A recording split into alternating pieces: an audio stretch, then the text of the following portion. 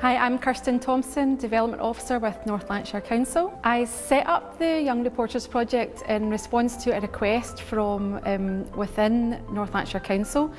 We've done a lot of work to develop how young people are engaged and participate, and that has been recognised. So we were approached to ask if young people would come and act as young reporters to give their voice when the European Championships came to North Lanarkshire. We had lots of different young people involved in the project, about 18 different young people, so that's when we got the team together and set up the project. So I was in charge of social media, so that meant I was tweeting about the different events that were going on during the day, and I was also releasing the videos that the other guys were producing. My role in the project was to interview athletes and attendees, and a wee bit behind the scenes as well, so helping with the filmmaking as well. I was reporting on the day, I was interviewing the public and volunteers that were there, talked to people about Year of Young People. My role in the project was work as press for the day for the group and finally creating a recap of how the event went. Personally, I'd done a lot of the filming and editing, so a lot of the behind the scenes work and behind the camera work. There was a few challenges when we set up the project. For me was trying to capture the action shots when all you've got is a smartphone. As the days went on,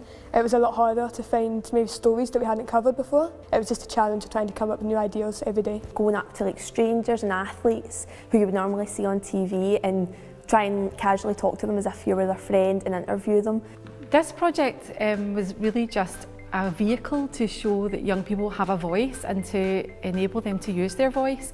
Because we were using digital techniques, it didn't really make a difference. It just enhanced one vehicle of how young people could express themselves. Young people were really given the control in this project. They got to decide every morning who they wanted to interview, what the story for the day would be, and how they presented that. And I really think that was valuable in showcasing the skills and talents of young people.